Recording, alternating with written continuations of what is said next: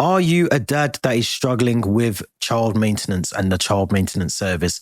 If the answer to that question is yes, then this podcast is definitely for you. Welcome to Dad Duties, episode 1. You can listen to this podcast on YouTube and also on Spotify and Apple Podcasts. So if you're listening on either of those versions, thank you very much. Welcome to the podcast. Now, this podcast is going to be predominantly about the child maintenance service. The do's, the don'ts, how it works, what's the best way to deal with the child maintenance service, what's the best way to deal with the fact you're a non-residential parent with care, the fact you're a residential parent with care and you're still struggling to receive payments. This is going to be hopefully a source of information where you can get information on how to tackle complaints, how to deal with parents, how to deal with the customer service side of the child maintenance service. But also as well, I do want to say I am not a legal advisor. I'm not legally trained. So all the information that we're going to give and hopefully share amongst ourselves on this podcast through comments, reviews. Hopefully, if anyone wants to, please come and jump onto the podcast. And there's an email address in the link in the description. So make sure if you want to come on, the option is there for you, because I want people to understand the challenges that mainly fathers and of course some mothers will face with the child maintenance service over the next 18 to 20 years of a child's life. Now, I'm quite fortunate because I'm near the end of my journey with, I want to call it a journey. Some will say it's a journey. Some will say it was a nightmare of dealing with the child maintenance service. I'm near the end of that journey. And one of the things that I've always thought about and I've definitely come to the idea about is that there needs to be more done. There needs to be more awareness. There needs to be more information out there. But for newly separated dads, there just needs to be more information. There needs to be things out there that dads can take away, and hopefully from this podcast and, you know, the information that we're going to share on here, they can take away and hopefully deal with their own situations in their own way. But we have to be honest, you know, the child maintenance service is something that can cause a lot of anxiety, a lot of issues, a lot of challenges mentally for fathers mainly. As I said, you know, mothers sometimes as well in that situation, but mainly fathers, you know, having to go to work. Still, you might have, like myself, you know, I have 2 other kids, and I also, you know, I'm married now, I've got 2 other kids. I work, you know, so I'm supporting the household, but I'm also having to financially still support my eldest child, which is not a problem. I've never shied away from it. I've always paid on time. But at the same time as well, there is a massive pressure that comes with doing so. And I think there needs to be more information. Had I known what I know now, I've been paying child maintenance since 2009. As I'm recording this, it's 2025. So it tells you how long I've been in that system. I've been dealing with complaints. I've been dealing with maladministration. I've been dealing with calculations of all sorts of stuff that's happened within the child maintenance service. But what I do want to tackle in episode 1 is the child maintenance maze. How does the child maintenance work? What are your rights? What can you do? What you shouldn't do? I want to try and tackle all of that in this episode. So please make sure you stay around. As I said before, if you're listening on the audio version, make sure you head over to YouTube, where you'll be able to hit the subscribe button on the new YouTube channel that we've set up. Please make sure you share your comments on there. Try and help each other in the comments. Share your thoughts, share your experiences. And let's, as a community, as fathers, let's try and make our lives easier, our lives better for dealing with what is always going to be a difficult time when you separate from your children or you separate from your family. So let's try and do that in the comment section below. So let's get straight into it. What are the processes? What are the do's and the don'ts for dealing with the child maintenance service?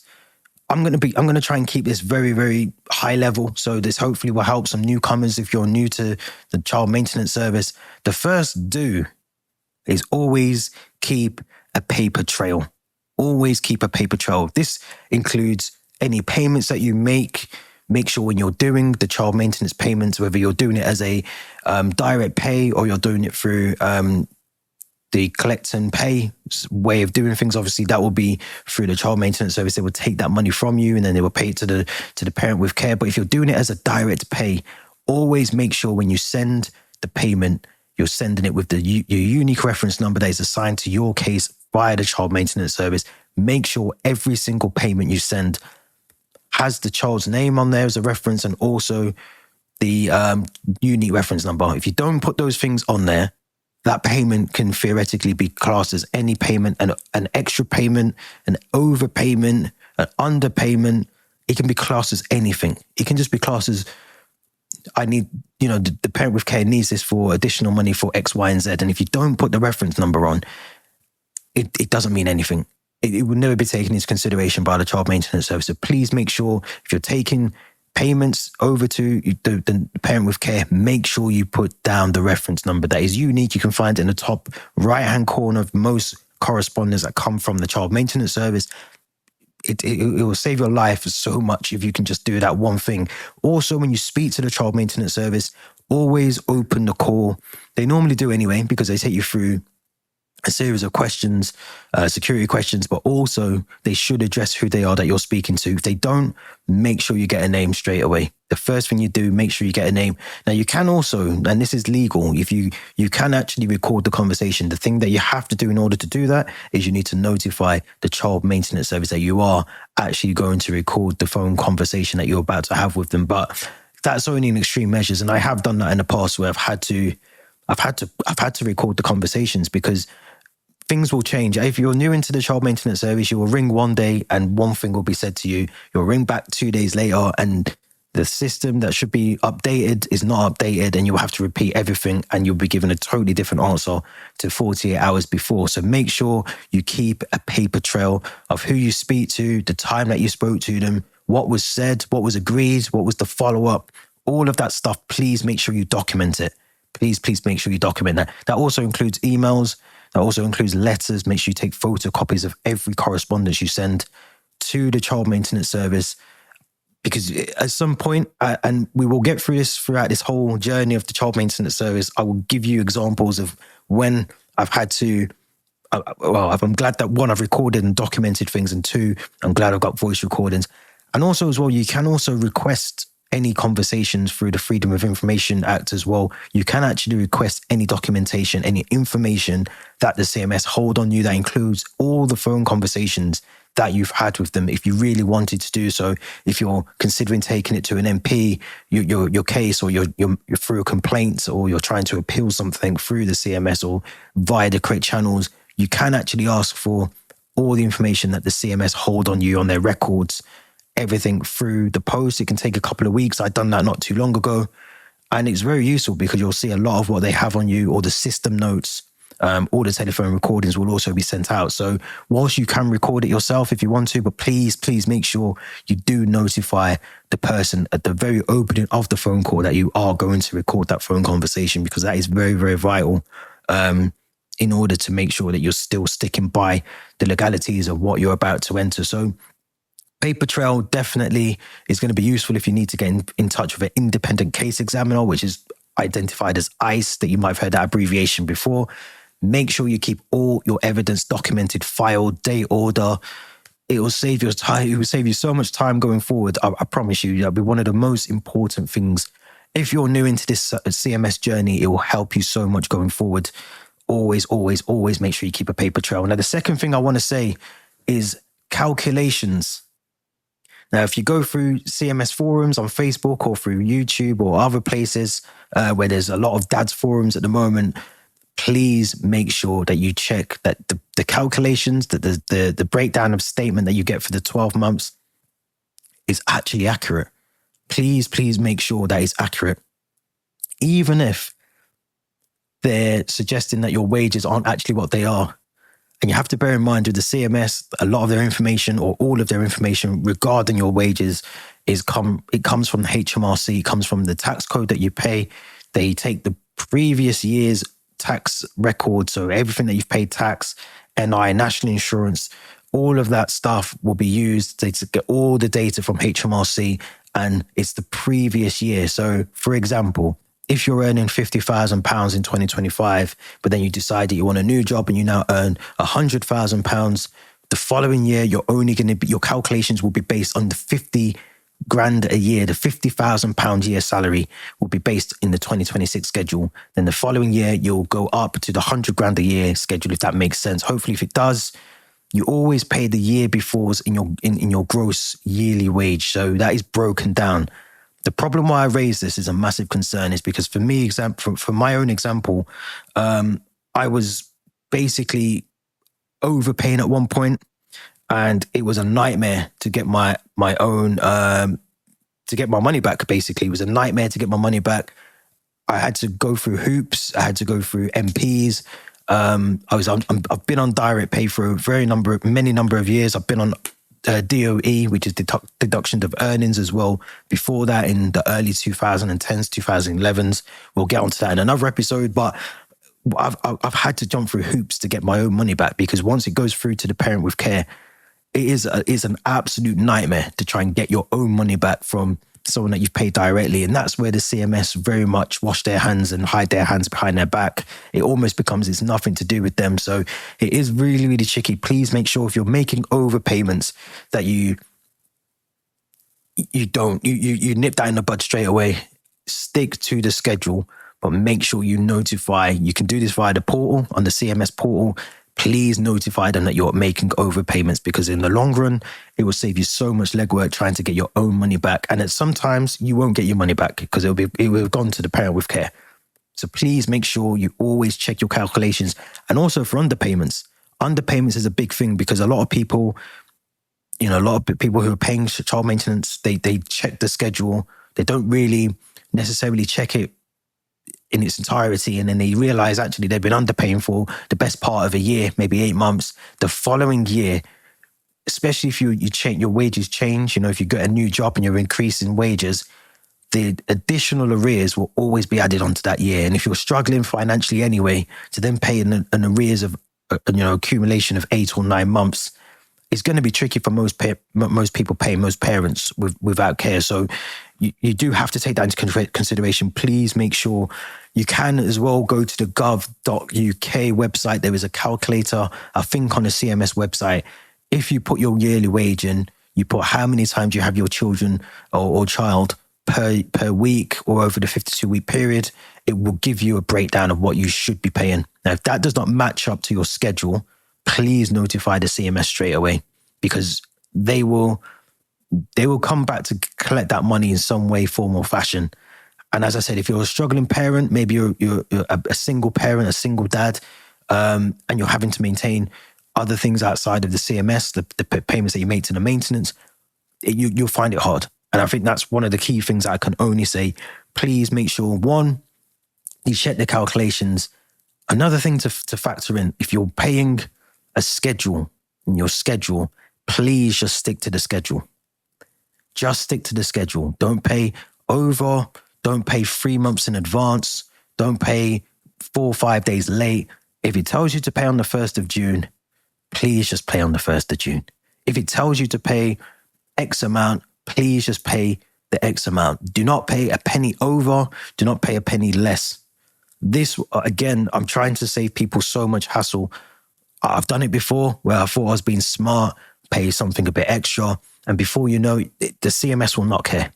Even if you put the reference number on, it doesn't matter. You could be paying 2 months in 1 month, 2 months worth of payments in 1 month, and the CMS won't care. They will still expect a payment every single month. Please do not make, unless you want to, unless there's a reason why you want to and you feel like you can afford to, but still stick to the schedule, by all means, please do so. If it's going to benefit your child, this episode, this channel is not a blanket channel. It's not going to fit, everyone's needs or what they need from this. So please, if you can afford to pay more, you want to pay more, but you're still following a schedule, please do that. But this is mainly for people who feel that they can maybe help themselves by paying extra payments in advance and then hoping that they don't need to pay for 3 months. You need to pay every single month on the dot without fail. It will save you so much hassle. And the reason why I say don't pay lump sums is there's so many factors. I mean, one, you could find that the child in question is not yours. And now if you've paid 12 months in advance, but then you find out 6 months into it that the child isn't actually yours, you do a DNA test, you have no legal grounds to stand on to reclaim any of that money. If the child moves abroad, for instance, and it is your child or not your child, but if it is your child and the child moves abroad and you've paid 6 months, but 3 months into that 6 month lump sum, they move abroad, theoretically, you wouldn't even be responsible for child maintenance if they move to a particular country. You will not get your money back. Unfortunately, if the parent with care passes away, you will not get that money back. So never pay a lump sum in advance. Always stick to what the schedule says. Always stick to the schedule. Now, the reason I say that is because, and I see this a lot with I see this a lot with parents, non-resident parents who are paying through CMS. When they get to the end where I nearly am, where I'm nearly at that journey where I can almost clap a round of applause because I've made it through nearly 20 years of CMS. When you get to that point, a lot of people's schedules, when are due to close, they'll find that there's a miraculous number of arrears that have just come out of nowhere. No one can account for it, but you're seeing some cases. If you go online, like I said, there's a couple of Facebook groups. If you go online, you'll see that there's people saying that they've had £5,000, £20,000 added as arrears, and they've paid on time every single time. It goes back to point one. If you have the paper trail, you have everything going for a bank statement. I forgot to mention, do not pay cash. Never pay your CMS in cash, ever, ever. That should have been rule number one, actually. Never pay your CMS with cash. Always through the bank. Always. Never pass it through a parent's bank or your mum's bank or your dad's bank. Never. Always pay direct. Always. Without fail. If you don't have a bank account, please set a bank account up and just set up a standing order. It goes out every single month. Never pay your CMS through cash. There's no paper trail. There's no evidence. There's no receipt. Please always stick to the schedule, what the schedule's saying, and always make sure that you pay exactly what they're telling you to pay. Because if you don't, yeah, it's just complicated. The third point I want to talk about is knowing your rights, how to complain. Believe it or not, I think the CMS probably has the most complaints out of one of the most, as a government organization, they have probably one of the most complaints I can probably tell you. I mean, you only have to go online. If you go through the forums online, you'll see how many complaints they have. Now, there is obviously an escalation process that starts with a caseworker. So when you ring the child maintenance service, you'll be put through to an advisor that is quite generic. They'll go through the security questions. They'll just give you the stuff that they can read off a script. But if you get through to that person and you're still not happy, please escalate whatever it is that you're trying to find out or you're trying to complain about or you're trying to work out with this agent that works for the CMS. If you can't get through and resolve what you need to, please escalate that to a caseworker. You will be allocated someone who is theoretically now responsible for your query and your case. You should have one anyway at the very start, but you probably never need to speak to them. If everything's smooth sailing and everything going to plan, you'll never need to speak to them. But if you can't resolve something, please speak to a caseworker. Now, if you can't get beyond that caseworker and things are still not resolved and you're still banging your head against the brick wall, please, again, escalate that to the CMS complaints resolution team. There's a dedicated team at the CMS that are responsible for dealing with complaints. They're just sat there trailing through complaints. That's their day and night stuff. That's their bread and butter. That's exactly what they're supposed to do, is look at complaints, try and resolve them. If they can't, what they should do, I think you have to give them 28 days. As I said, I'm not legally trained, so there's a lot that I'm trying to remember in my head over the last 18 years. But if they can't resolve the complaint through the CMS directly, I think you have to give them up to 28 days to resolve whatever the complaint is. During that period, point number one, make sure you keep a paper trail, but always make sure you check in with the person that is responsible. Do not just let 28 days go by and on the 28th day, you just pass it on to the independent case examiner, which is ICE. Make sure you keep in touch with the caseworker or the complaints resolution team throughout the whole period of that time to make sure that you're actually making sure they are doing what they should be doing. Don't get to the 28th day and then go to ICE because it looks like you haven't really proactively done anything yourself. Make sure that you are staying on the ball. And it is going to be tiresome. It is going to be more hard work. It is going to be the fact that you need to be on top of things. But please, I can't stress this enough. It will help you so much in the long run. It will help you so much if you can just make sure that you stay on top of everything that the CMS should be doing. Because the more you do that, the likelihood is that they're going to take your complaint much more serious. They're going to proactively try and get a resolution for you. And what they don't want it to go to ICE. They don't want it to go to your local MP, because if it goes to that stage and an MP gets involved, as it did in my case, they don't want it to get to that stage. They want to try and resolve it. And this is why I don't want to just paint the CMS as bad people, because they are there to obviously do a job, and they are there to try and help families or, parents who have separated. But at the same time, the influx of the volume of applications, the volume of cases they have to deal with is not in line with the number of staff that they have. So many things get missed. So many balls are dropped. So many things are errors that need resolving. And what I always kept saying to them on the calls when I used to speak to them was they can go home. When they clock out of work, they go home to their families or their home or whatever. We still have to carry the burden of the stress that we're going through, the sleepless nights of worrying, the stress of having to deal with, as I said, a family of your own probably that you're still now living with, or you've moved on with a new family and you're trying to get on with life, but you're also dealing with this stress in the background. That stays with you 24/7. For these guys at the CMS, it doesn't. They go home, their job's done. So that's why I say make sure you keep on top of things all the time. Now, whilst I say all of that, what I do want to say is there's a lot of don'ts. Not a lot. There's 3 don'ts, I think. And I've probably covered a couple of them in terms of don't pay in cash. Don't not send payments via standing orders without a reference number. Don't think because you're paying for a car or you've sold the house and you gave your equity of the house to the parent with care that suddenly you don't owe. Please understand that you will always owe child maintenance. Whether you throw £1,000 in the bank account for your child, that's just a separate ad hoc payment, you're still expected to pay child maintenance every single month. The first don't is please don't ignore CMS letters. I think that's the big one. I think I speak to many, many dads in my time. And, I think sometimes it's easier to bury your head in the sand and just not deal with the situation at hand. Please don't do that, because as I said very early on, one of the things that I didn't do, but I wasn't proactive enough at the time when this was happening, because I was more concerned about arguing with the mother of my child at the time about just involving as it was then, the child support agencies, now the CMS, child maintenance service. But at the time I was more back and forth bickering. And whilst I was doing all that bickering and we were banging heads, the CMS or the CSA at the time were just processing applications, sending me letters.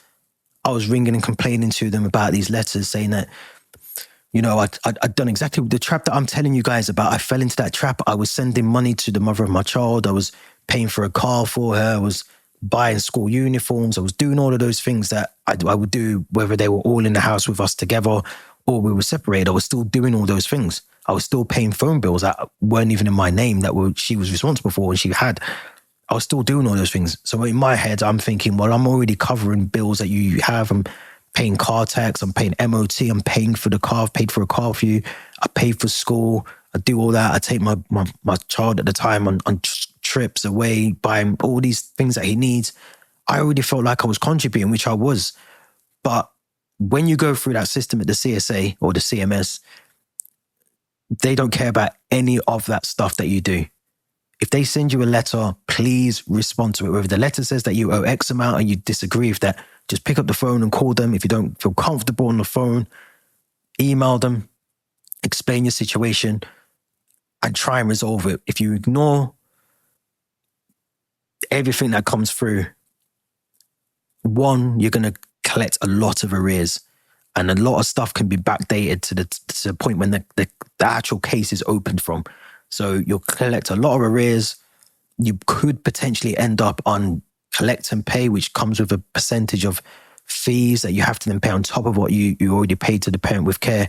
And also you run the risk of deductions of earnings. Now, if you're already struggling as financially as a parent, having the deductions of earnings is literally taking all power, everything out of your hands. Your employer is legally obstructed to take funds out of your wages every week or every month or every fortnight or every 4 weekly, but they're expected and instructed to. This is a legal documentation where they have to do so. Otherwise, they're in breach of the order themselves. So they have to make sure that they do what they need to do. So if you're in a situation where you're struggling, or there's a lot of free financial advice, citizens advice bureaus and other financial charities out there that can give you the advice that you can get. This is just me trying to give my own 2 pence and add a bit of insight into what I've been through. And as I said, we'll cover a lot of this in the next couple of episodes. But the other don't assume that the CMS have got it right. Goes back to my point about calculations, but this doesn't just stop at calculations. This stops at, if you ring them and they give you some information, always go and do your own research. There's a lot of information on the internet that some is very misconstrued. There is some that is very, very good. And there are a lot of forums out there where people will tell you information. There's hopefully things like this podcast and other things out there that you can go and use as an outlet to try and understand what it is that needs to happen in your case. So because the CMS tell you owe X amount, don't believe it. Go and do your own calculations. If it doesn't look right and it doesn't sound right, then don't ignore that. Please go and check your own calculations. Or if someone's saying that you have to pay this because you only have your child, 10 weeks out of a 52-year period, but you know that there's more, please make sure you do something about that, because if you don't, it's only you in the long run it's going to hurt, it's going to impact. And as I keep stressing on this episode, if you're struggling already financially, mentally, it's only going to cause more anxiety for you in the long run. So please do not assume that they've got everything right. And also we have to remember the CMS are not robots. They will get things wrong. I just explained before that they have a large number of complaints that are coming through daily. It's costing nearly £250 million a year to keep the CMS running. They're under a lot of pressure at the moment. So they are going to make a lot of mistakes.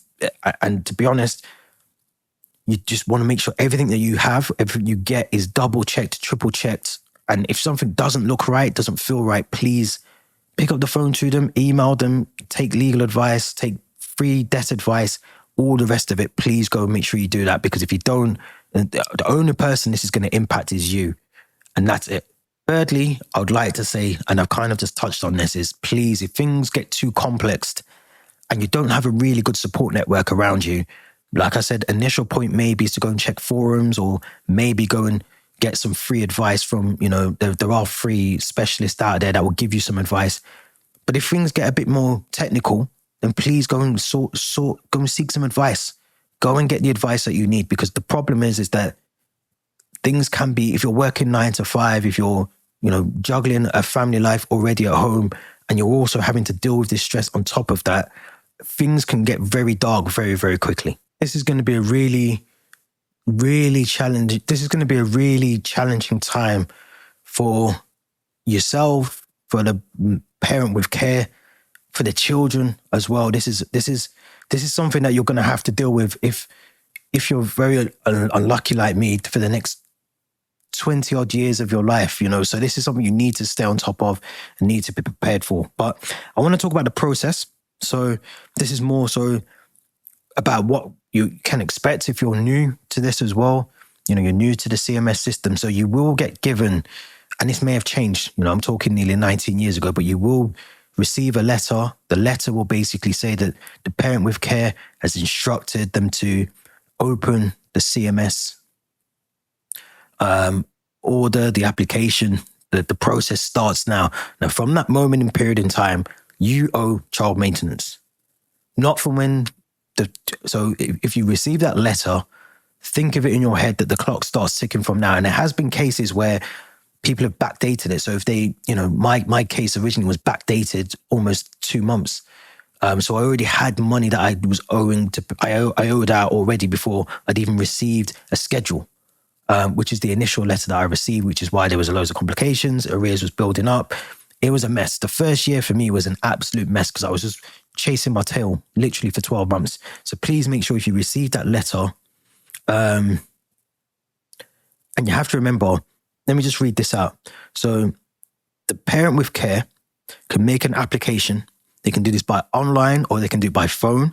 Okay. And if you're the parent or a carer of a child under 16 or under 20, if they're in full-time non-advanced education, they can apply for child maintenance. So the laws have changed. If you're new, it used to be 16. It's now up until the age of 20 if they're in further non-advanced education. So that means sixth form, apprenticeships, I think, are exempt from that. But sixth form, college, all of those sort of things after school that they should be doing, you will still pay. So this is either up to 18 if they decide to go and get a job, or 20 if they continue in education, in the educational system up until the age of 20. Now, if they do that, the CMS will calculate the payments. So you should receive a schedule that will start from a period of time. It shows a breakdown of your income, what you should be paying on a weekly basis. Now, another thing to factor in here is it's gross. They take the calculations on your gross payment. That includes all your tax, your national insurance number, the payments of national insurance, all that rest of it. All the things you don't see, all the things you don't receive as a take home in your net pay, they base on the calculation of gross, which is completely different to net pay. So please bear that in mind. They will then make that calculation based on the number of kids involved. They also should take into consideration any children of your own. If you've had children beyond the maintenance order. So if you've, again, like myself, you've remarried, you've got other kids that you support, the child maintenance service has to take those children into consideration. They will need a copy of the birth certificate. They will be added as non-payable children on the order. But what it does mean is that it should reduce down the payments that you will be paying for the parent that you're paying CMS to, if that makes sense as well. So then you also have the option now of direct pay. Now, this is changing. So I'm going to do a separate video, a separate podcast on this, but it is changing. Sooner or later, I think in the next year or so, every payment and CMS case will be going on to collect and pay. Now, they still, as I'm recording this, have the option of direct pay. I can only advise people, if the option is there, if you have a chance, an opportunity to have direct pay, speak to the parent with care, explain to them that this is actually beneficial for them, because if they go on to collect and pay, there is a fee, a 4% fee for the receiving parent and a 20% fee for the paying parent if you go on to collect and pay. Now, as I said, that is currently under review. I think the CMS are changing that, but at the moment, as it stands, if you go on to collect and pay as a non-residential paying parent, you will be paying 20% on top of your regular child maintenance payments as well. And the parent receiving that payment will also have to pay a percentage of 4% to receive that payment. Now, that I would say for me, is the reason why I would always say to anyone, go onto direct pay. And even one better, if you can have an amicable agreement away from the CMS, please look and consider doing that as well. Please make sure you record everything down. You have something signed, an agreement between the two of you, how much you're supposed to pay every month. And please stick to that agreement, because it will only help you in the long run. Last two, monitor and challenge if needed. So if the calculations, as I said, you can request what's called a mandatory reconsideration within the month of receiving your schedule. So if you do think the calculations are incorrect, they're wrong, please make sure you request what's called a mandatory reconsideration. That will basically prompt someone at the CMS to go back, check the HMRC system where they pull that data, the information about your income. Make sure they do that, because if it's wrong, it has to be done within a certain period of time, unless you have to wait for the next reporting period after that schedule. It's very plain and simple. Please make sure that any variations, that includes shared care, I don't know, anything that may impact your maintenance order, please make sure you get that mandatory request, that reconsideration in as soon as possible. You can do that by the portal. Now, the best option for me, and I just said this before, is always make sure that you can potentially try and close your cases. Two reasons why you want to close your CMS order case. One, you have an amicable relationship, or a relatively amicable relationship with the parent with care. Now, if you have that, by all means, please make sure that you can try and amicably come to an agreement. As I said, make sure it's a signed agreement that you both agree on. And that if you're the paying parent, you make sure that that payment goes to your child or to the mother of your children every single month without fail. That's the first bit. The second thing I will say, and this is, there are cases out there, it's not all black and white with these cases, but there are parents who have been victims of abuse, whether it's violent physical abuse.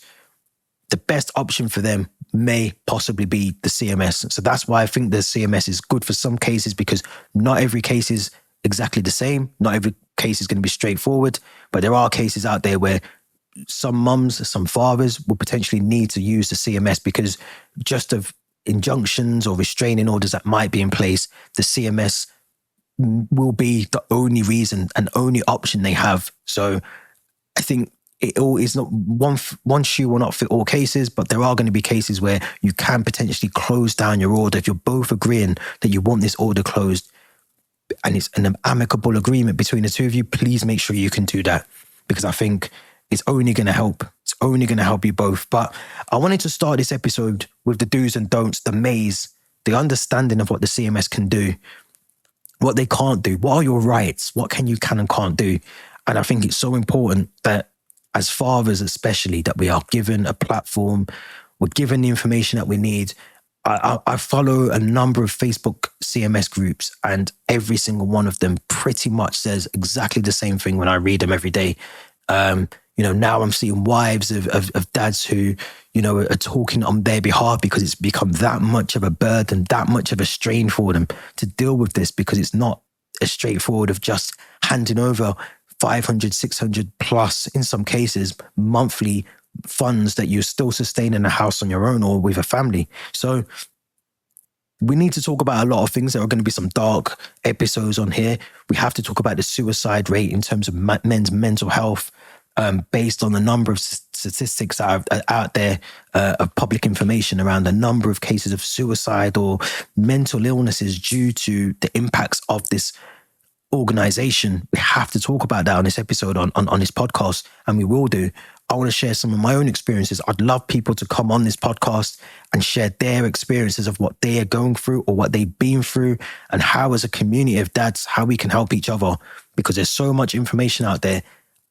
No one is alone. No one is alone in this situation. There's so much out there, positive stuff that can help us, negative things to avoid, things that we might need just a bit of further understanding on. We can all help each other on this podcast. So please make sure you leave some comments. If you're on YouTube, make sure you subscribe to the channel. As I said before, dad duties, let's stick to our dad duties. Let's not forget there's children involved in this whole situation that we're talking about, and they should be front and center of everything that we talk about. So let's hope we can resolve things, we can share information. Let's hope we can get that sort of clear understanding of what we need to do. But until then, thank you very much. Episode 1, we're out, we're done, and we'll be back soon with episode 2.